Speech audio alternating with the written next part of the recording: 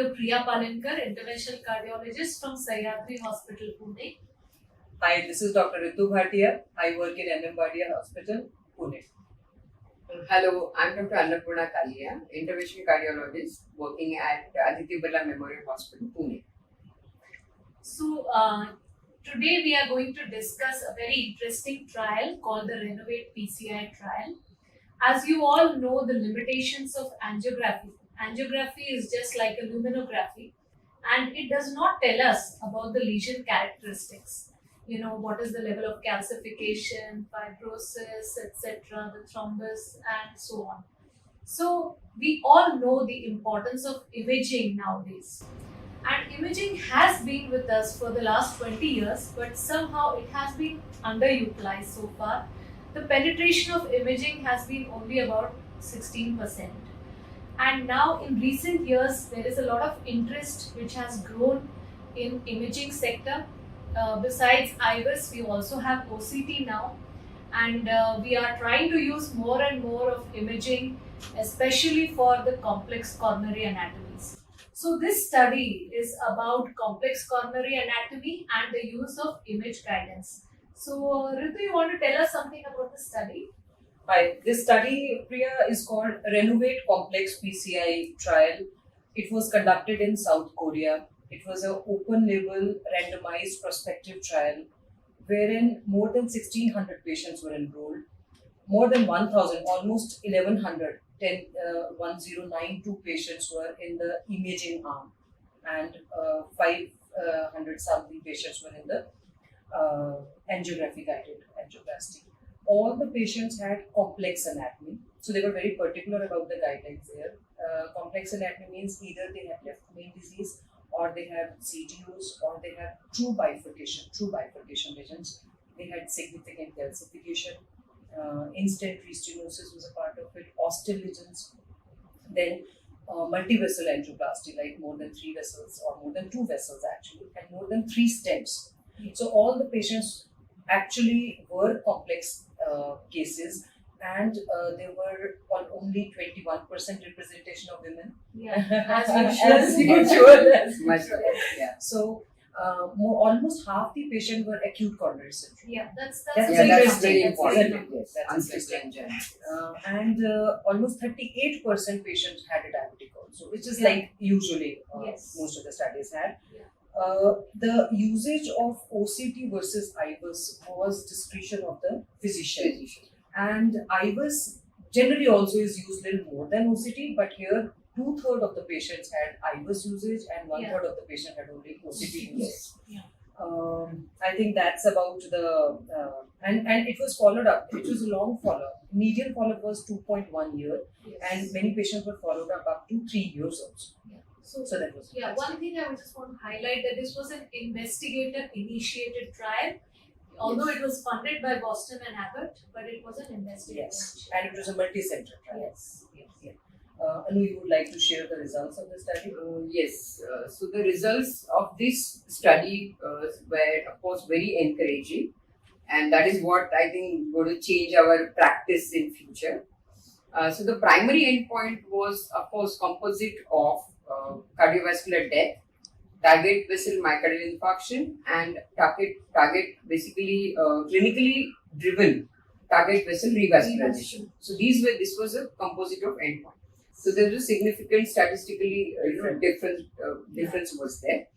Also, when we talk about the secondary endpoints, if you take these components of primary endpoints separately, like myocardial infarction of target vessel related, then the incidence was about 3.7 in imaging arm and 5.6 in angiography arm. And if you talk about the clinically driven revascularization, target vessel revascularization, that was 3.4 versus 5.5. So there was also a difference, but though the hazard ratio was around 0.6, so that was also statistically quite significant. Pretty encouraging. Then when we talk about the cardiovascular mortality, which was pretty less, only 1.7 versus 3.8. That was very encouraging, and this was the only trial, imaging guided PCI, which studied mortality benefit in these patients, Rest of the trials always always have seen the target vessel failure or target vessel revascularization need of it. But That even was one the thing. principal investigators said they were surprised to see the difference in the cardiac deaths. That's true. And also stent thrombosis, though overall it was pretty less. We can see nowadays we are using second generation stents, and of course even in angiography arm we would use stent boost, which definitely helps us to optimize the stent even if it is not imaging guided. Then maybe that is the reason we have got stent thrombosis. Overall rate was low.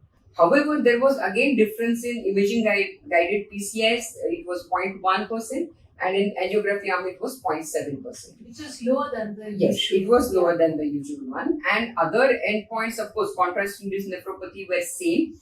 And overall mortality, including all the other causes also, it was similar in both the arms. But cardiovascular mortality benefits were definitely there with the imaging guided PCI, arm. So that is this. These are the mainly results which are definitely encouraging to use imaging, whether it is IVUS or OCT, when we are doing complex PCI. Yeah. So, Anu, when you talk about optimization, stent optimization, would you like to comment whether they used only, in many of the cases, it was used only in the post Yes, procedure? So the Basic- image guidance was not mandatory pre-procedure, but it was mandatory post post-procedure. procedure.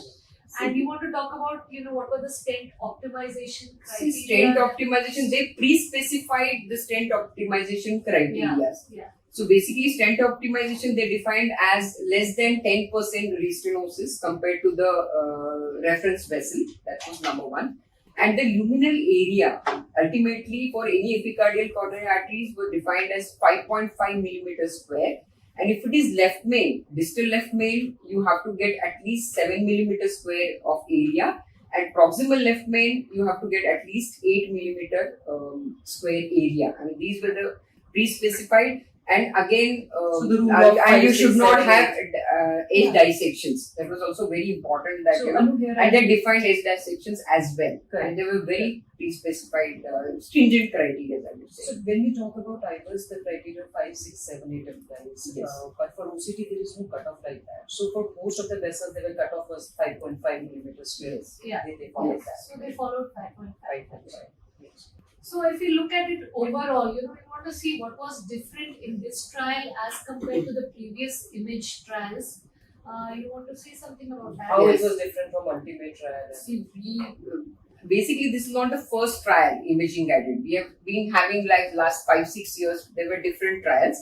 However, if you talk about this trial, here they used IVUS or OCT only in complex lesions. So complex coronary morphology was studied only in this. And there was a wide spectrum of complex coronary morphology that we see in our day-to-day practice. Like Ritu already mentioned about true bifurcation, CTOs, etc. So it was a wide spectrum of complex anatomy. It was not just bifurcation. They have studied earlier only in bifurcation. But here there was a CTO, there were calcified lesions, there were osteal lesions and multiple stents, etc. So that is one thing which sets it apart from the other one. And the ultimate trial, which comes very close to this study, there they studied in all comers, like even type A lesion, type B lesion, all the lesions they have used. Yes. And that study also gives very encouraging results. And in fact, after that ultimate study, only the ACC-AHA guidelines have given 2A recommendation for IVUS OCT in PCI wherever it is required, but they have not specified for complex lesions. Probably they may change these guidelines in maybe future after this. Secondly, there was a pretty big sample size with 2:1 ratio in imaging arm and angiography arm.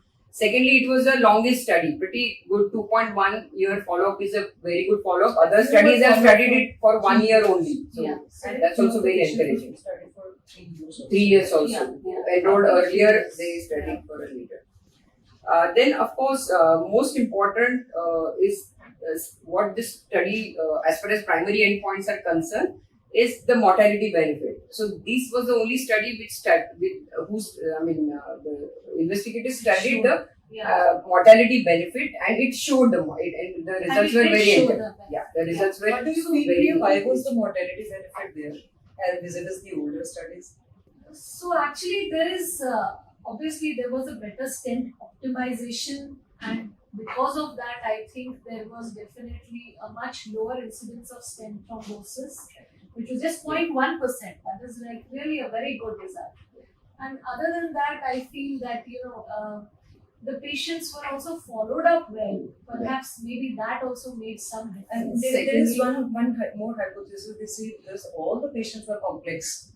That's why we saw so much of difference in the mortality, Exactly. isn't it? I mean, Yeah. all comers patient might not show such encouraging result with it, but because Yeah, they so were all complex, the mortality benefit really Yeah. was it. We But know also that we have to note that all these patients, they had a good ejection. They had a preserved ejection. preserved ejection fraction, they were not. Like, yeah, so they had 58% plus minus. Right. And so it looks like although they were complex anatomy, but preserved ejection fraction, so that also could mean that Overall, we have to understand that in complex coronary anatomy, the mortality rate or the target muscle respiration is always higher compared to type A lesions. So as such, this subset is a very high risk subset. Right. There is no question. So the mortality is going to be high.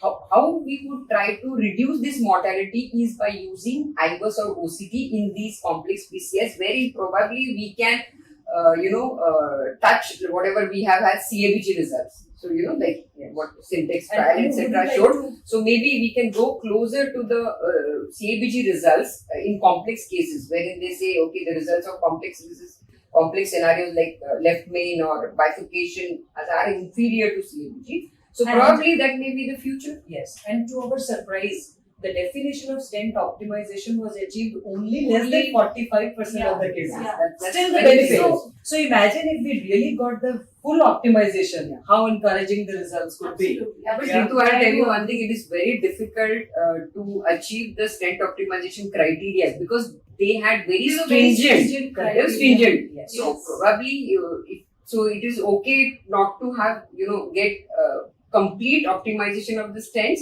but still have a great result.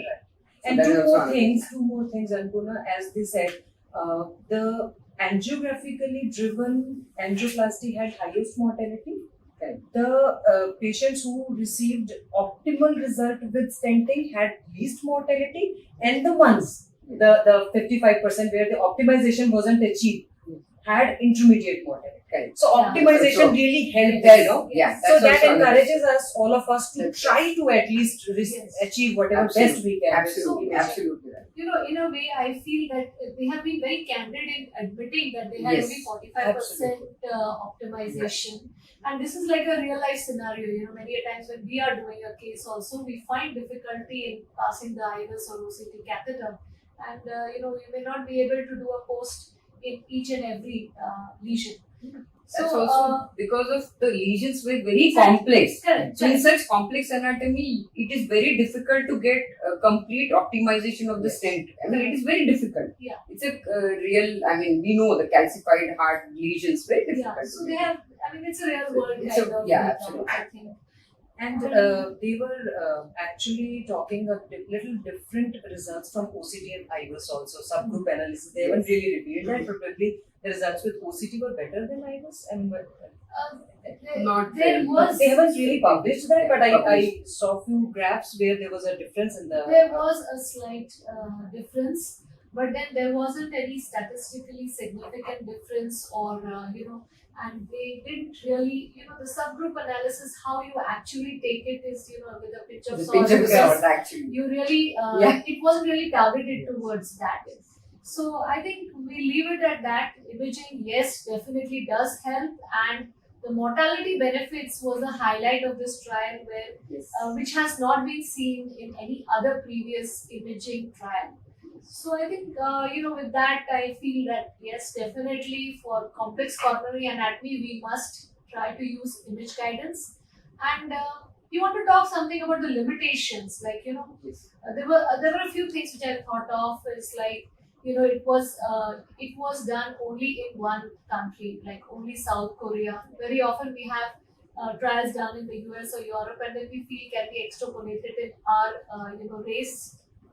Secondly, I also thought that the blinding was obviously not possible, because if you're going to use an Design imaging, was such. imaging catheter, you obviously know that you're going to do it.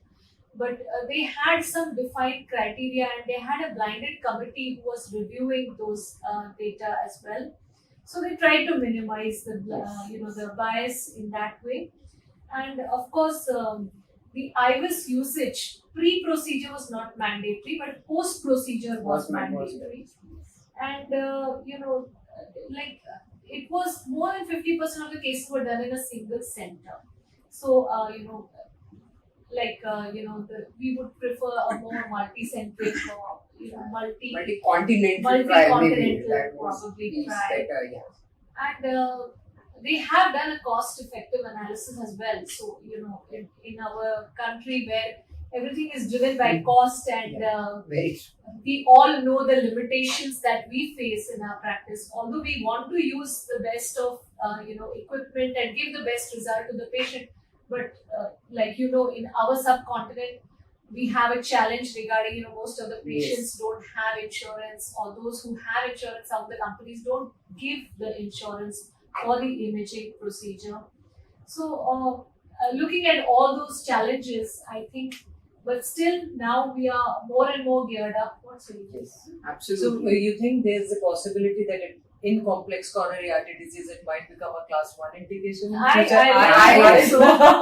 Even I feel so. Yeah. In our country, I think we have been using only for the left main, mainly, primarily because of the cost constraint. But I think we should use it for the long lesions and multi-vessel PCIs, etc., CTUs, etc. So I think the results are very encouraging, and I hope they get a higher indication in ACC-AHA, and I would definitely request the companies to reduce the cost of IVIS catheter and OCT so that we can use it in more and more Indian patients. That's all I would Also say. about, like you were mentioning, the type A lesions. Yeah, should we extend this to type A lesions? I mean, if you ask my personal viewpoint, I would say there's no downside of using it except cost and time of the operator. But otherwise, it definitely gives you a better result. There would be so many small arteries where you would end up putting a longer and a stent. And so, guys, this was Renovate. Let's make it routine then. Let's make it routine. Time is not far. So this was all about Renovate Complex PCI trial from our side.